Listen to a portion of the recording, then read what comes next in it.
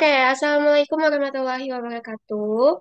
Pada kesempatan kali ini, kelompok kami akan memenuhi tugas video dengan dosen pengampu Ibu Rima Sundari, yang terdiri dari saya, Vivi Meliana Arifin, dengan akhiran NPM 31, selaku moderator sekaligus pembaca materi, beserta rekan-rekan saya, yaitu ada. Saya Najwa Fitria Sofyan Nur Hidayat dengan akhiran NPM 22. Saya Aulia Zahra dengan akhiran NPM 34. Saya Jamal Anwar dengan akhiran MP 14. Pada kesempatan kali ini, kita akan membahas mengenai resiko audit dan materialitas. Dalam Pernyataan Standar Auditing atau PSA nomor 25 itu merupakan pedoman bagi auditor dalam mempertimbangkan risiko dan materialitas pada saat perencanaan dan pelaksanaan audit atas laporan keuangan berdasarkan standar auditing yang ditetapkan Ikatan Akuntansi Indonesia atau IAI. Nah, yang pertama, risiko audit dan materialitas mempengaruhi penerapan standar auditing, khususnya standar pekerjaan lapangan dan standar pelaporan. Risiko ini perlu dipertimbangkan dalam menentukan sifat, saat, dan luas prosedur audit dalam mengevaluasi hasil prosedur. Selanjutnya ada nomor 2. Pertimbangan auditor mengenai materialitas merupakan pertimbangan yang dihubungkan dengan keadaan sekitarnya dan mencakup pertimbangan kuantitatif maupun kualitatif secara profesional dan dipengaruhi oleh persepsi auditor yang memiliki pengetahuan memadai dan yang akan meletakkan kepercayaan terhadap laporan keuangan. Materialitas adalah besarnya informasi akuntansi yang apabila terjadi penghilangan atau salah saji dilihat dari keadaan yang melingkupinya, mungkin dapat mengubah atau mempengaruhi pertimbangan orang yang meletakkan kepercayaan atas informasi tersebut. Definisi di atas merupakan pertimbangan materialitas yang dilakukan dengan memperhitungkan keadaan yang melingkupi dan perlu melibatkan baik pertimbangan kuantitatif maupun kualitatif.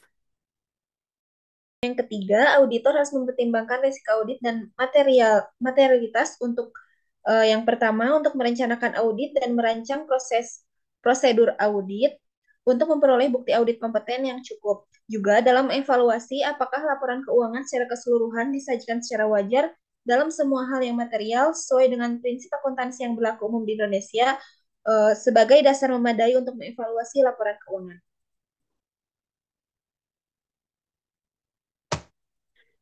Yang keempat, auditor harus merencanakan auditnya sedemikian rupa, sehingga risiko audit dapat dibatasi pada tingkat yang rendah, yang menurut pertimbangan profesionalnya memadai untuk menyatakan pendapat atas laporan keuangan. Risiko audit dapat ditentukan dalam ukuran kuantitatif atau kualitatif. Yang kelima, pada tingkat saldo akun atau golongan transaksi, risiko audit terdiri dari A, yaitu risiko bawaan atau inherent risk, dan risiko pengendalian atau control risk. Pada saldo akun atau golongan transaksi, mengandung salah saji atau disebabkan oleh kekeliruan atau kecurangan yang dapat menjadi material terhadap laporan keuangan apabila digabungkan dengan salah saji pada saldo akun atau golongan transaksi lainnya. Dan yang B, yaitu resiko deteksi atau detection risk, bahwa auditor tidak akan mendeteksi salah saji tersebut. Lalu ada risiko bawaan. Risiko bawaan adalah kerentanan suatu saldo akun atau golongan transaksi terhadap suatu salah saji material dengan asumsi tidak terdapat pengendalian yang terkait. Risiko salah saji lebih besar pada saldo akun atau golongan transaksi tersebut dibandingkan dengan yang lainnya. Lalu ada risiko pengendalian, di mana risiko pengendalian adalah risiko bahwa suatu salah saji material yang dapat terjadi dalam suatu asersi tidak dapat dicegah atau dideteksi secara tepat waktu oleh pengendalian intern entitas. Risiko ini merupakan fungsi efektivitas, desain, dan operasi pengendalian intern untuk mencapai tujuan entitas yang relevan dengan penyusunan laporan keuangan entitas. Beberapa risiko pengendalian akan selalu ada karena keterbatasan bawaan dalam setiap pengendalian intern.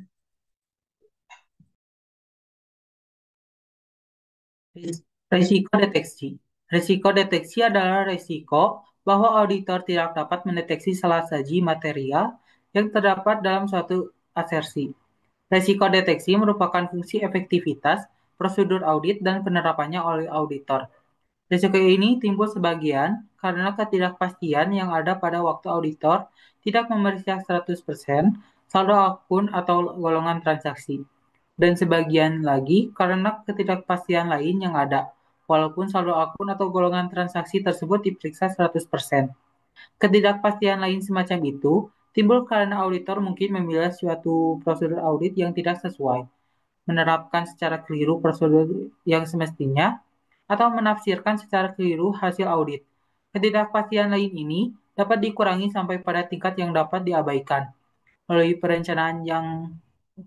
perencanaan dan supervisi yang memadai dan pelaksanaan praktik audit yang sesuai dengan standar pengendalian mutu. Di sini ada perbedaan resiko bawaan, resiko pengendalian, dan juga resiko deteksi.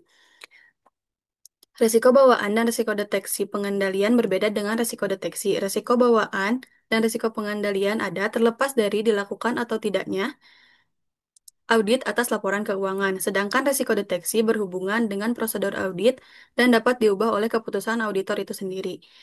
Resiko deteksi mempunyai hubungan yang terbalik dengan resiko bawaan dan resiko pengendalian.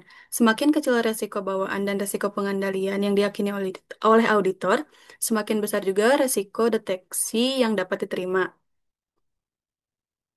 Sebaliknya, semakin besar adanya risiko bawaan dan risiko pengendalian yang diyakini oleh auditor, semakin kecil juga tingkat risiko deteksi yang dapat diterima. Komponen risiko audit ini dapat ditentukan secara kuantitatif seperti dalam bentuk persentase atau secara non-kuantitatif yang berkisar, misalnya dari minimum sampai dengan maksimum.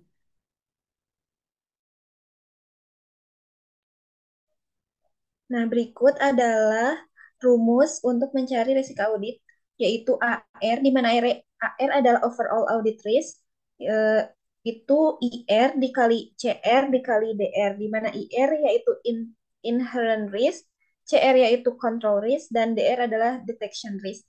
Atau bisa juga menggunakan rumus yang ini, yaitu DR sama dengan AR dibagi IR dikali CR, di mana DR yaitu detection risk, sama dengan AR, yaitu overall audit risk dibagi IR, inherent risk, dikali CR, yaitu control risk. Dan berikut ini adalah contoh-contohnya.